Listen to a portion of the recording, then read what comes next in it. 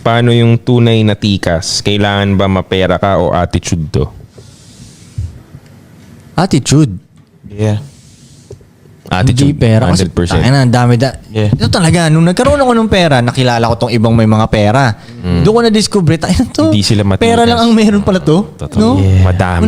Walang katikas-tikas. Majority. Pag uwi mo sa bahay, wala kang katikas-tikas. I-explain mo nga muna, Koy. I-define mo muna ang word na tikas. Kasi baka Sobrang well tikas defined na. sa kanila. Ano ba ang matikas na lalaki para sa'yo? Karap ka sa... Para sa akin, ang matikas na lalaki is ano siya, close na siya sa pagiging parang complete package. Yun ang matikas para sa akin. Parang naayos niya lahat ng shit niya sa buhay, lahat ng angulo niya, inaayos niya ba, tinry niyang ayusin. Hindi yung may isa lang siyang magaling, di ba? Parang kunyari, iba, siga. Pero yun lang. Yeah. Wala siyang talino, wala siyang pera, di siya marunong sa babae, di siya marunong, lagay mo sa sosyalan, hindi maka-function. Diba? Iniisip ng mga tao ang tikas about sa pagsisiga pero hindi Totoo nga, hindi. Ang dami kong kilalang siga na, walang tikas to Pero siga ka, nakakatakot ka, no? Alam kong pumapatay ka, pero pwedeng wala kang tikas, di ba? So yun ang para sa akin, mas malapit ka sa complete package. Yun ang matikas para sa akin. Kumbaga, okay yung talino mo, okay yung dibdib mo, okay yung physical appearance mo din, forma mo okay, magaling ka din sa babae. Importante pa yung para sa akin yung marunong ka sa babae. Kasi alam mo tol, kaya importante para sa akin yung marunong ka sa babae. Pag magaling ka talaga sa babae tol, matik yan magaling ka na rin sa ibang Department, Oo. most likely. Dahil yung matututunan dun marunong ka, kumbaga, pati relationship mo sa ibang mga lalaki, sa mga kasosyo mo, ka-businessman mo, alam mo yun. Di ba? Kaya importante sa akin yun ang matuto about sa babae. Madami ka talaga matututunan. Yung discipline pa lang Totoo. Hindi ka makaka-handle ng isang, parang yan, kaya mayroon akong 3 babae. Hindi ko magagawa to kung mahina ang discipline ko Imposible. Di ba? Hindi susunod sa akin yung mga yan kung yung sarili ko hindi ko mapasunod. Hindi ko ma-lead yung sarili ko Di ba? So yun, para sa akin ng matikas, ganun, complete package halos. Na kaya pati combat skills, ganun. Yun nga pa nga ang kailangan kong, di ba? Kailangan tayo mag-enroll ng boxing. Kayo, dalawang nagbo-boxing na kayo, di ba? Si Dudong, pag sumuhin ko to.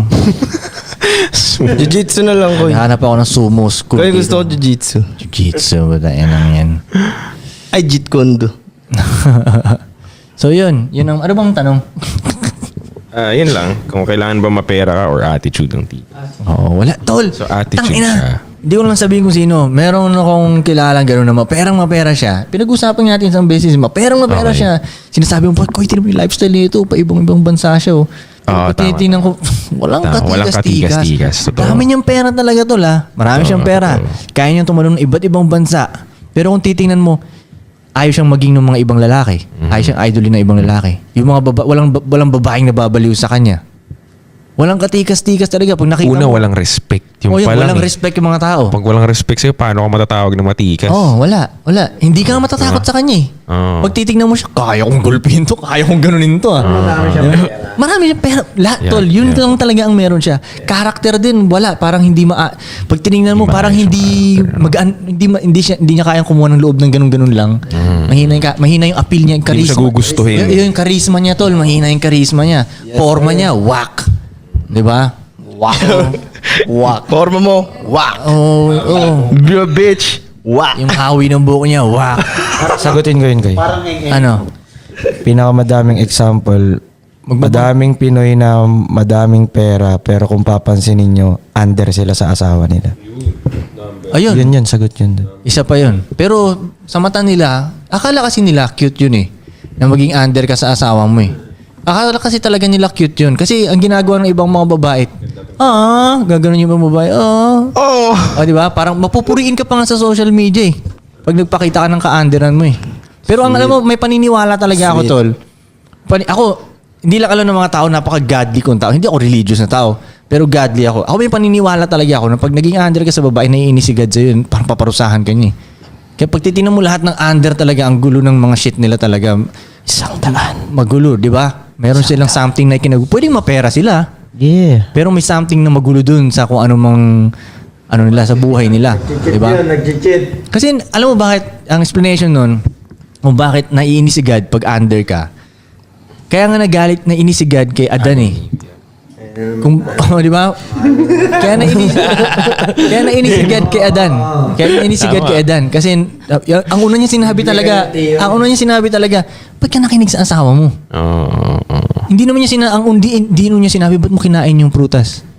Never niya ang unang sinabi, ba't ka nakinig sa asawa mo? Diba? Kumbaga, yun. Kaya, Ito, ikwento mo rin ko, di ba? Di ba, ang usapan, hindi nga maganda na under ka sa asawa mo. Susunod ka kasi nasusunod sa kanya. Kasi may theory nga si Koy na sinasabi rin na mas gustong bulungan ng demonyo ang mga babae. okay. Yeah. So kung susunod ka ng susunod sa ideals nila, minsan inaatake sila nung bulong eh. Diba? Medyo malalim yan. Ewan ko lang kung ma-explain natin dito yan. Pero explain ko ba? konti. Medyo Banatan mo malalim konti. yun eh. So, Okay. Pinakamadali. stretching ka muna. Kailangan ng stretching nito, mga gandang explanation. Pang finale yan. Okay.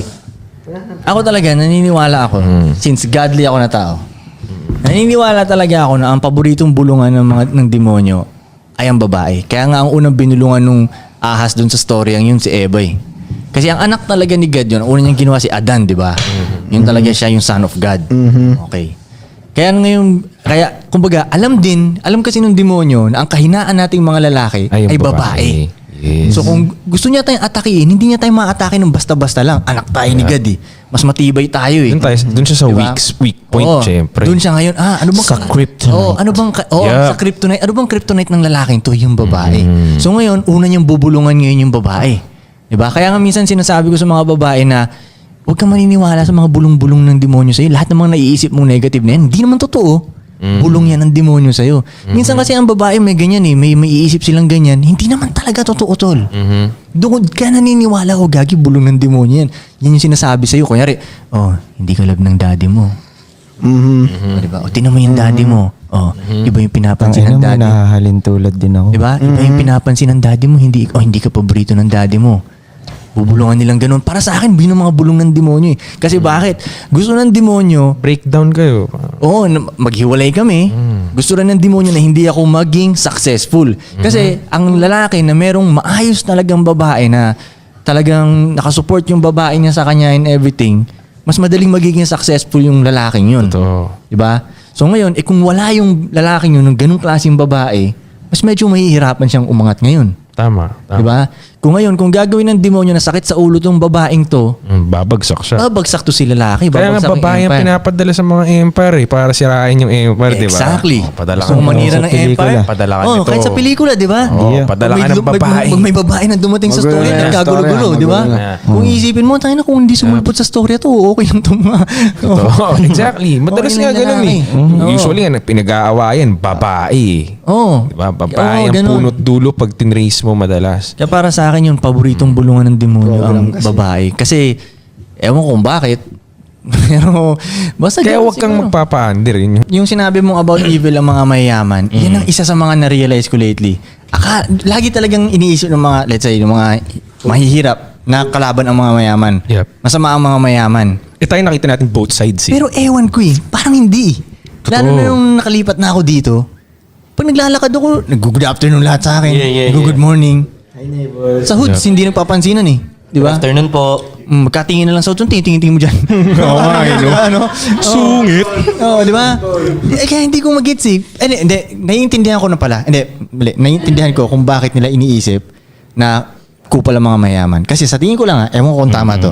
Let's say nakatira ka sa hood. Right? Yung mayroong pinakamalaking bahay doon. Pinakamayaman. Yung pinakamayaman dun sa hood, yun yung kupal. Kadalasan kupal yung mga yun kasi sila yung, hindi naman talaga sila mayamang-mayaman. Diba? Parang ganun. So yung ugali nila, hindi pa talaga pang mayaman, I guess. Tinatry lang nila, tol. Taga-hood lang na sila lang yung mayaman dun. So, Tagahod na feeling- maraming pera. feeling sila, di ba? So, yun yung ang daming sinasabi doon, mareklamo, ano man, kupal nga, ganun. So, iniisip nila, Power trip. kaya ganyan mga mayaman, kupal. Pero hindi pa nila nakakita yung totoong mayaman. Di ba? Kasi hindi mayaman yun kasi nasa hoods lang nila eh. Ang totoong mayaman, wala na doon eh. Oo, totoo. Di ba? eh. Kasi minsan dito tol, pag naglalakad ako dito, kahit yung mga bata tol, nag-good afternoon sa akin, nag-hi. Kahit nagdadrive ako, gumagano yung mga bata. So, duraan ka pa ng bata eh.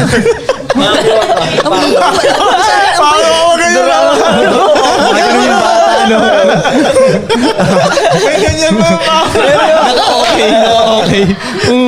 Secret code na yan, secret code. Secret code. Tama ba ako, Frank? Tama ba ako? Oo, may Tama ba point, yung sinasabi may ko? point. Di kasi di ba bilang galing tagahood, tayo na ngayon nga alam na good morning sa akin eh. Sa'yo. Tumatakbo dyan eh, good morning! Oo, di ba? Good morning! Yeah, Parang sa commercial eh, no? Nakakatawa sa Sorrento eh, no? walang ganun sa hood. Tang ina mo, ang tagal mo. Ganun ang bitaw eh. Pero pag may yaman talaga, hindi naman sila hindi naman sila kupal talaga. Pero naiintindihan ko bakit yung ibang... Paano kaya to? Hindi lang siguro match yung frequency. Oo. Kaya nami-misunderstood. For example, yung... Misunderstanding lang. Halimbawa, Lahat misunderstanding. bigay tayo ng example ng evil sa tingin nila na mayaman. Si Henry C. Okay, hindi. Wala akong gano'n alam. Okay, so lagi nilang sinasabi na di ba contractual yung SM, stricto, maraming rules, kung ano-ano, pati yung turon, whatever you dig. So, para sa akin naman, Wala na yung turon. Hindi ko alam yun. SM turon na kailangan Nag-issue dati. kailangan maubos nung employees yun. Kailangan sila bumili pag hindi naubos sa store hours. Kailangan nilang bilhin bago sila umuwi. So may mga ganun silang issue. Okay, para sa akin, let's say si Henry C. Sabihin natin ginawa niya lahat ng kasamaan na yun. Pero pucha, ilang taong kanyang binubuhay sa sweldo mo? Bumuo siya ng ilang mall, nagpakapagod siya, bumuo ng ilang mall, 'di ba? Magpakadisiplinado na okay lang tanggapin niya na masama yung tingin sa kanya. Basta maayos yung makeup mo, nakapila kayo, maayos tignan yung SM, buhay tayo lahat. Ilang libo yung nabigyan niya ng trabaho dahil dun sa ugali niyang masama. Yeah. Di nakikita ng tao yun, bro. Di ba? O paano kung pumayag lang siya na, hindi tayo stricto, let's be free. Mabait ako sa inyong lahat. Di ba? Kahit pangit performance mo, okay. Paano yun? Hindi nag-grow yung SM, hindi. Di ba? So, wala namang perfecto eh. Parang tanggapin mo na. Totoo. Di ba? Laging may flaws yung mga tao. Di ba? Pero tignan mo na lang kung ano yung nagawa niyang mas maganda. Parang meron naman eh. Totoo. Meron naman eh. Malaki-laki din naman eh, di ba? Pero may nagawa siyang masama. Alam ka naman perfect siya. Wala kang ganun eh. Sabi nga nila kaya yung mga manghihit lang sa'yo yung mga nasa baba eh. Totoo. Wala ka naman nakita na nasa taas na hinate ka, di ba? Wala pa ako nakita. Yun. Wala pa ako nakita talaga. Totoo. For example, yung mga bawa yung galing sa hirap tapos nagpayaman. 'Di ba? Halimbawa, may uutang sa kanilang tropa na nasa hirap pa rin na side. Tapos hindi pinautang. Ang sama ng tingin nung mahirap na guy dun sa hindi nagpautang na may pera. Kasi wala pa siya sa frequency nung lalaking yun na pinagtrabahuhan ko to eh. Gumawa ako ng mga desisyon na mahirap para hindi ako magkamali. Sinisave ko tong perang to para sa life ko. Hindi pa enough eh. Tapos hihingin mo lang dahil nagkamali ka. Oo, tama. Di ba? Pero hindi lang maano yun. Di ba? Dahil Yung kailangan ng magigits yun. pangkumpil nung anak mo, ganon. Umutang kasi birthday. May mga Utang ng ganon. birthday. Hindi. Naiintindihan ko yung Utang pagmamahal sa nyo, para di sa ba? birthday, no? Utang Pero, sa birthday. let's tackle that, di ba? Sira ba Parang- ulo mo? Di ba? Parang, damn. Sana naiintindihan nyo. Di ba? Sana Birthday ko naiintindihan naman. nyo. Di ba? Di ba? Hindi na kailangan ipaintindi. Yung nga yung mga sinungaling na lalaki, yung mga nagsasalita pa Yung eh. mga nagsasalitang ganun, sino Dapat talaga di mo sinungaling dapat hindi na nga umabot sa point na kailangan mo pang sabihin na bakit mo kailangan sabihin yun? Ibig sabihin hindi mo napakita. yung para sa akin tol, yung mga lalaking sabi ng gano'n, na mahal kita, mahal kita, mahal kita, mahal kita. Para sa akin puro salita kayo eh. Ako hindi ako nagsasalita ng gano'n, pero tingnan niyo yung actions ko. Yup. Di ba? Tingnan niyo yung actions ko, tingnan niyo kung paano ko alagaan yung mga babae ko talaga. Para sa akin nga, yun ang totoong pagmamahal pa eh. Totoo. Ako, tinigilan ko na nga yung pagsasabi ng ganun kasi nawawala lang din yung value. Yung mga lalaki, every night, good morning, I love you. Wala Good nang afternoon, value I ngayon. love you. Good evening, I love you. Putik yan. Hindi na tuloy nagkakaroon ng Walang power yung dating. I love you. Dahil nakikita ng babae, everyday mo sinasabihan ng I love you. Wala ng power ngayon. Koy, minsan nga, Hindi katulad ano ng, pag kunyari, yan, ako hindi ko sinasabi yun. Pero minsan biglang gaganon ako sa kanila na, sinong love ng daddy? Sila naman, ako. Parang ang bigat ngayon sa kanila. Minsan ko lang sabihin yun eh, di ba? ba't Nakikis mo. kinikilig kayo? Ha? Koy, diba? minsan Ganun sa eh. mga normal na babae ko, parang, di ba gusto nila lagi marinig yun? I love you, I love you. Oo. Ano na nga lang parang gusto na lang nilang marinig. Validation. Gusto na lang nilang marinig kahit hindi na nila nararamdaman. Oo, marinig na lang. Ay ka, nangaagaw ka ng mic. Buti nga yan, di mo tinanong kanino ka lang eh. Di niya alam yun, pre. Mali. Di niya alam yun. Di niya alam ni Koy yung mga ganong viral, Koy. Di na wala, support. Hindi, iba yung phrasing ko. May mga ganyan akong tanong pero iba yung... Hindi, Koy, may nag-viral kasi na ganon nung nakaraan eh. Okay, hindi ko alam yun. Oh, di ba? Hindi alam. Hindi ko alam yun. Pero para sa akin, tol, yun ang totoong pagmamahal pa nga eh. Kasi, una, hindi ko kailangan tong mga babaeng to talaga.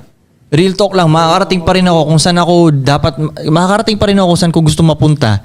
Pero, pinapasabay Pinili mo ko lang. Pinili mo pinapasabay lang. ko pa rin sila. Yo, di kayo dito. Diba? Yun ang parang, para sa akin, yun ang totoong love. Sa kabila ng pagkakaroon ng peaceful life, paano hinaharap ng two joints ang pagkakaroon ng bad day? May peaceful life ba talaga? Hindi ko gano'ng nakikitang peaceful yung life ko. Dahil kada gising mo, may bago kang problema ang isa-solve eh. Gera. Di ba? Para sa akin, parang namamali, walang problema ang isa-solve ngayon. Parang hindi kulang. Tol, kung alam nyo lang, siguro pag tinitingnan nyo kami sa videos, parang live-in life lang kami, naliligo lang kami sa swimming pool, nakahubutuwad, mga ganung shit. Pero araw-araw talaga may sinusolve kaming problema talaga. Araw-araw talaga. Laging may ganun. Yun talaga, tatanggapin mo din yun eh. Siyempre, gusto mong umangat, ganun talaga. At palaki pa nga ng palaki yung problema mo, I guess eh. Gusto ko yan question. Parang dati, sino ba yung kausap ko nung nakaraan? Basta sabi ko, dati ang problema ko lang nagastusin, 10,000 lang, 20,000. Aha, ako yun. Ngayon, EMS na eh, di ba? EMS na yung kailangan ko makam up ngayon. Parang ganun. Yung talaga yun. Ganun yun. So, peaceful siguro na walang gustong bumaril sa akin ngayon. Meron siguro, malamang. Pero, chaos pa rin yung yung buhay na. Pero masayang chaos. Hindi naman siya, kumbaga yun, maraming ang problem solving. Dati tol, papansin ko sila nanay at si tatay, inaasar ko silang ganyan eh. Kasi, yun doon pa ako nakatira sa kanila ba? Umaga pa lang, bababa na ako doon, antok-antok, kakain ako breakfast. Sila nanay tatay, may pinoproblema na naman sila. Sabi ko, Nay, hindi naubos problema nyo. Araw-araw talaga ang naririnig ko may pinoproblema kayo. Alam mo, ang ganda ng sagot ni nanay sa akin eh. At least solved. Di ba? Ang ganda ng sagot niya. Okay, tahimik nga. Kain na lang ako. Tama yung sinabi mo. At least solved. O nga naman, di ba? Yep. Kaysa naman puro problema lang. Di mo na solve, di ba? Pero ang kulit ng dalawang yung tol, araw-araw talaga sila may sinusolve na problema. Pag minsan pa nag-uusap sila sa phone, si nanay at si tatay, minsan gumagano. Problema na naman yan, no? Minsan ginaganon ko sila eh. Totoo naman. Pero ngayon, naiintindihan ko na dahil napagdadaanan ko na ngayon siya. Lalo to si Frank, isipin mo sinusolve na problema nito. Magme-message pa tayo kay Frank ng problema din, di ba? Magme-message ako sa kanya, magme-message ka. Magme-message si Ace ng problema. Di ba? Sa tahian niya pa may problema, mga ganung shit. Well, kanya-kanya tayong problema. Sa akin din dito eh. Bilang isa, masakit yung puson. Isa, nahihilo. Bilang ganun. Mga ganun din. Daddy. Normal nga siya eh. Normal talaga. Sabi nga nila, ang kama ng pimp ay hindi punong-puno ng roses. Yep. The bed of the pimp is not full of roses. Alam mo yung kantang Ay, malamang ikaw may alam ng kanta na yun, Budoy. I wanna lay you down in the bed of roses. Doy, alam mo yun, di ba? Bed of roses, Yung kama ng pimp, hindi ganun. Kala nila masayang ganun, di ba? Hindi, puro problem solving ka. Yun nga, din ang silbi mo eh. Dapat ikaw dapat tinitingnan ka ng mga taong ganun eh. Ito yung nakakasolve ng problema. So ngayon, gusto ka talaga nila. No? Ikaw yung ganun eh. Lalo na sa mata ng babae. Pag ganun kanya talaga tignan. Walang problema. So ngayon, ang iniisip niya, pag sasama ako sa kanya, walang problema. Alam mo yun, mas siya, magaan ngayon yung niya. Diba? Baby girl, wala ka ng problema, baby girl. Huwag mo nang isipin yan. Kaya minsan pag yung babae magsasabi sa akin ng mga problema, ba't mo, sa akin, sabi ko nga sa'yo, huwag mong problemahin eh. Ako nang bahala dyan, huwag ka na mag-isip. Trabaho mo na lang magpaganda, mag-smile ka lang dyan, alam mo yun. Ganun, yun na yun. Diba, baby girls?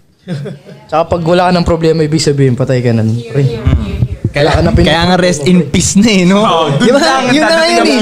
No, wala ka ng problema eh. Deads ka na nun. Rest in peace na eh. Yun nga yung word na yun eh, no? May peace ka lang pag wala ka ng life. Yun na yun. Pag tapos na yung life mo, tsaka lang papasok yung peace. Kasi sabi nga sa Buddhism, life is full of Suffering. Yun talaga ang buhay. Paano ka matututo kung walang suffering? Oh, paano kung lahat tayo dito, mayaman, nagsispend lang, hindi nagkakasakit, immortal? Oh, ano matututunan natin nun? Di ba? Matututo ka nga pag nahihirapan ka eh. So, tingin ko, yung sinasabi nila kasing bad day, it's just a normal day. Yung bad day talaga, tingin ko, pag namatayan ka or nalaman mo may malubha ka palang sakit na hindi mo ine-expect. Hindi yung tipong nag-iossi ka tapos nagka-TB ka. Like, expected mo na dapat yun. Hindi na bad day yun. Alam mo na yun. Diba? Pero yung unexpected na hindi, binigay sa'yo yung sakit na to or halimbawa, may namatay na ganito close sa'yo, yun pwedeng bad day yun para sa akin. Pero yung sinasabi kasi dito usually, gusto nila ng peaceful life at walang bad days. Hindi nga nangyayari yun eh. So as early as now, narinig mo to, tanggapin mo na yung life talaga, suffering yan, buo. Every day you solve problems. The more problems you solve, sa mundo ng business, the more problems you solve, the more money you get. Pag wala kang makitang problema, hindi ka nag-expand. Pag wala kang makitang problema, hanap ako. Kung 100k followers yung, hindi ko alam kung ilan, 100k siya ngayon, ang problema ko, hindi siya 1 million. Pag na-solve ko yun, itidagdag yung pera ko. Kung wala kang problema, wala kang ginagawa. Diba? Everyday naghahanap nga akong problema. Si Ace, lagi ko hinahanapan ng problema yan eh. Si Koy, wala nga masyadong problema pero binibigyan ko din ng problema eh. Para dumami pera namin. Diba? Bigyan mo ng problema yung mga tao, dadami pera nyo. Problema ko, wala akong Lamborghini eh. Problema ko, wala akong AP, wala akong Patek eh. Wala akong ganun. Problema ko yun eh. Pag nasolve ko yun, damn dog. Free game. Okay, pag may problemang dumarating, lalo na sa inyo may mga ka-relationship, okay? Dapat, hindi kayo mababasag doon. Titignan nyo ngayon siya, chance kong mapakitang godlike ako nito. Chance ko ngayon mapakita na malupit ako na, alam mo yun, siyempre, solve mo ngayon yung problema, di ba? Ngayon, kumbaga, sa mata ng babae mo ngayon, tangina, kahit ano talaga nasusolve nito. So, ngayon, ganun titignan mo siya, positive ba? Chance ko naman magpakita na godlike ako, na malupit ako, di ba? So, hindi na ngayon negative yung problema, di ba? Opportunity. O yun, opportunity. Tama yung word mo. Opportunity na ngayon siya. So ngayon, solve kayo ng solve ng ganyan. Siyempre, ano ngayon tingin ng babae mo sa'yo? Tangina, lupit na ito Ngayon, pag yung babae yun, sasama siya sa ibang lalaki, tapos yung lalaki yung nagkaroon ng problema at nakita niya nataranta si lalaki, ano ngayon? Makukumpara ka niya talaga eh. Tangina, yung si solve lang eh. Ito, ang bilis mataranta naman nito. Umiiyak-iyak pa. Konting problema lang, maglalasing-lasing pa. Di ba? Hindi siya katulad ni doon na lang ako kay Big Daddy ko. Mas malupit talaga yun. Ako, para sa akin naman, tol. Kasi ako sa akin, based on experience talaga yung sa akin eh. Ako yung pinakamagandang tanungan nga ng ganun eh. Yeah. Kung ako magkakaroon ako ng anak na lalaki, i-advise ko sa kanya na, wag muna yung mga single mom. Kung magkakaroon ng anak na lalaki fresh pa siya, gano'n, nagigess mo. Pero, let's say, nandun, yun na yung sitwasyon. Let's say, Nagkamali siya ng desisyon. Hindi naman sa nagkamali, pero, hindi naman sa nagkamali. Parang kari sa sitwasyon ko. Okay. Diba? Same sa sitwasyon ko, right? Para sa akin, okay lang na meron kang ka-relationship na single mom. Basta huwag ka lang maging stepdad. Yun ang sa akin huwag ka lang maging stepdad.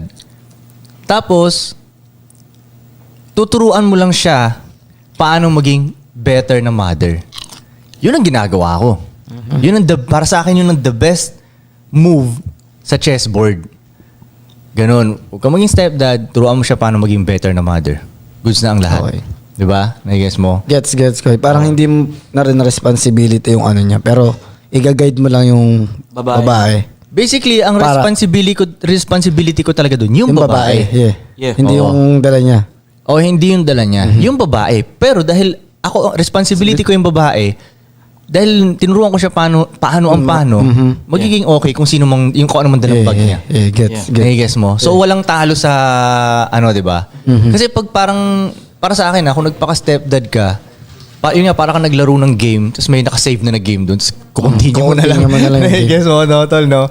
At saka para sa akin, tol, kung makikipag-relationship sila sa mga single mom, kailangan enough yung experience nila pagdating sa female nature. Yeah. Hindi yun yung Importante parang talaga. konti pa lang yung alam mo sa relationship, tapos papasok ka ng ganong relationship. Hindi, ibang klaseng breed din ng mga single mom eh. So kailangan talagang basically yung game mo on point kung papasok ka sa ganun. 'Di ba? Hindi siya pang beginner ba? Yun, parang pang mga katulad namin yun na may game eh. 'Di ba? Pwede nga paglaruan siya ng single mom eh. Kaya nga pag wala siyang game, 'di ba? Basically yung single mom ang magpapatakbo nun, nagigess mo. Yeah. So yun, hindi siya pang beginner na type beat. Kasi Advanced dahil na sa talaga mga siya, tol. sa mga may game nga, prostitute nga kaya natin makipag-relationship eh. 'Di ba? Ano ba ang single mom lang? Yung pinaka-worst na klase ng babae, kaya ng isang lalaki may game yun eh. Yeah. Kaya niyang patakbuhin yun. Kahit pa, kaya maganda rin yung tanong sa akin kagabi nga about mga red flag, mga ganun. Tapos, na-realize ko lang din kagabi, parang para sa akin, bandang huli wala rin naman dalang red flag, green flag eh. Kumbaga, magiging green flag lang naman yan pag tutulungan ako ng babae. Kasi kahit anong sabihin natin na ito green flag to dahil ano pa, virgin pa, hindi lumalabas, di umiinom, ganyan. Paano kung di niya ako tutulungan? Di para sa akin green flag din. Anong silbi nito? Nawawalang bisa din yung... O red ka pa rin para sa akin, hindi mo ako tutulungan eh. Yeah. Pero kung yung red flag, tutulungan niya ako ng matindi at yung 100% hindi yung may mga condition siya na tutulungan kita pero walang ganon. Yeah. Kumbaga yung 100% na kahit anong sabihin ko, mag-yes lang siya at di siya mag-no, yun ang green flag para sa akin kahit ano pa yung history niya.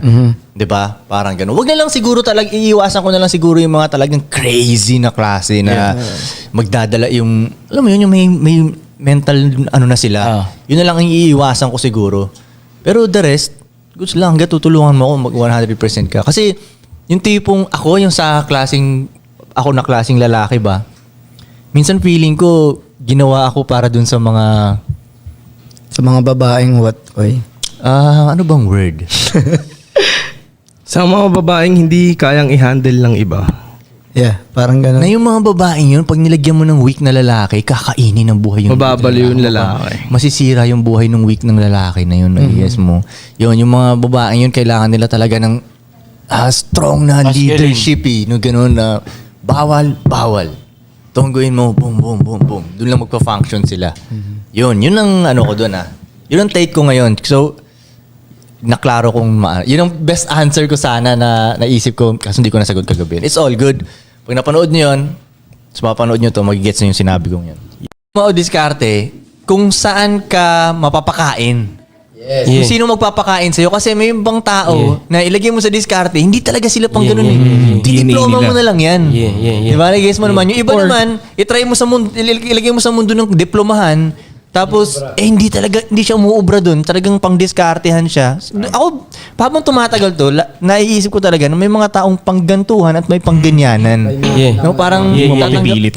hindi mo mapipilit, di ba? So, kung saan ka makakain, yun na lang ang ano. Yun yung pinaka-practical na sagot eh. Pero kung teknikalan, diskarte o diploma, kung yung goal mo na maging career, merong educational requirement. Yeah. Like pagdidentista, Yun, doktor, lawyer, Yun, engineer, yun. architect. Magdiploma ka. Yeah. Pero kung yung goal mo, hindi naman required ang educational background, pwede ka sumugal sa diskarte. So ako, diskarte ako kasi hindi naman required sa pagiging negosyante ang diploma. Wala naman nang hihingi sa akin ng diploma o ano sa SM o sa mall, di ba? O, di pwede ako mag-diskarte all the way. Yeah. Meron talagang kailangan. Parang yan, Sa career na doktor. gusto mo. Kailangan mo talaga yan, di ba? Kailangan mo gamutin ka ng doktor na. Tinanong kasi, Diskarte lang, no? Walang options. Yep. Anyway, kunyari nandun siya sa position na hindi niya masasabing sayang siya na klase ng lalaki, right? Pero dahil dun sa breakup na yun, Mapupunta makikita siya niya yun ba? Kumbaga makikita niya na, kaya siguro ganun dahil ganito ko. Right. Yun, kailangan niyo Baka naging reflect. masyado ka ng komportable dun sa babae. Oo, ganun. Mostly yun yung dahilan nakikita ko kaya nagkakaiwanan kaya iniiwan ng babae yung lalaki. Kasi nagiging masyado siyang komportable. Siyempre nga naman, halimbawa makakuha kayo ng apartment, naka-aircon, may kotse kayo, nagluluto ka ng chick, maayos yung monthly mo. Yung chick mo nag-iisip pa siya ng mas magandang buhay. Iniisip niya magkakaroon kayo ng anak, so kailangan mas malaki pa yung income. Ikaw, goods ka na, nakikita niya nag-PlayStation ka na lang.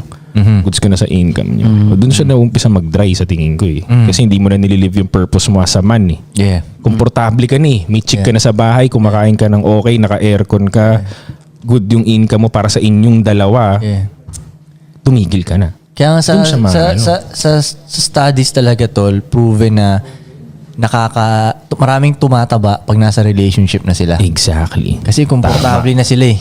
Yan, signs yan. Red flag yun sa relationship para sa akin. Sinasabi ng mga society, hiyang. Huwag kang makikinig sa society, Oo, gagi. hindi. Huwag kang Hiyang, makinig sa ano ka society, kalokohan. Pag gumanda yung katawan ng couple, yun yung maayos na couple. Maayos yung health nila. Pag tumaba silang dalawa, pareho silang hindi nagmo-motivate sa isa't isa na ayusin yung katawan nila. o itsura Wala na nila. silang pakialam, no? Kaya nga parang dapat kahit nasa relationship ka, dapat pang single pa rin yung fire mo. Like nagpapapogi ka pa rin palagi. Dapat nga mas kasi may tao ka mas, na ngayong kailangan i-impress mo kahit paano dahil di ba hindi naman sa kailangan i-mindset mo na i-impress mo siya pero Yeah, tsaka- kailangan proud siya sa'yo parang para sa akin pag may girl ako dapat gusto niyang ma-feel na kasama ko yung the shit. Tsaka reflection yung isa't isa eh. Reflection yung isa. Yun pa, tama. Magkukonsentihan kayo eh.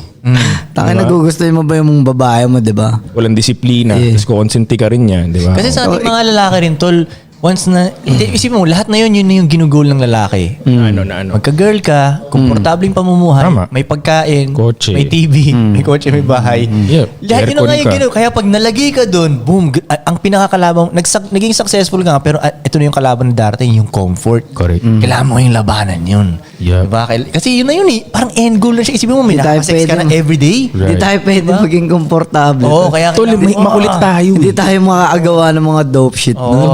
Kailangan mong labanan. Totoo. Dapat parang hindi ka...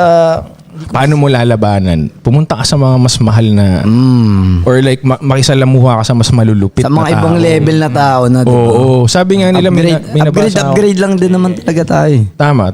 May nabasa ako maganda na sabi niya, 3 kategory yung sinasamahan niya ng tao. Isang mas malaki yung income sa kanya, isang grupo ng mga ka-income niya, at isang grupo na mas mababa yung income sa kanya. So may mix ka ng magandang grupuhan na. Sa mas malaki income sa'yo, matututo ka sa kanila. Sa same ng income mo, magkakasharean kayo ng problems na kung ano yung kinakaharap ng same income level. So magkakaintindihan kayo. Yung mas mababa naman, income nila, matuturuan mo ngayon sila. Magagamit mo ngayon yung lessons, Kumbaga, matututo ka. yung cycle Teaching is, nun. is best way of learning din teaching. Diba? So, yung cycle, napakaganda. Napakaganda. Actually, okay nga rin talaga na mag-network down kay.